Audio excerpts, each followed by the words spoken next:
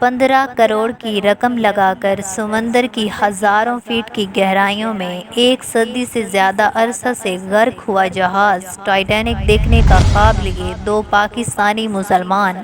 باپ اور بیٹا اسے آبدوز کے لینس سے دیکھنے کے شوق میں سمندر کی گہرائیوں میں جا پہنچے،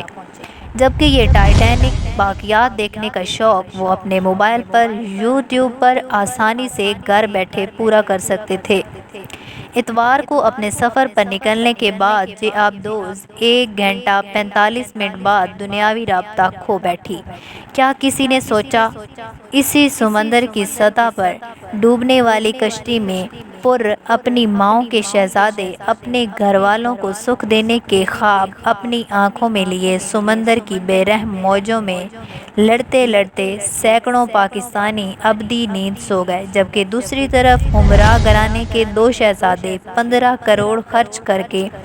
زنگ آلود باقیات دیکھنے کے شوق میں سمندر کی گہرائیوں میں لاپتہ ہو گئے۔ مسلمانوں، لمحہ فکریہ ہے، جانتے ہو جو اللہ نے نعمتیں دی ہیں ذرا ادھر ادھر کر دی ہیں،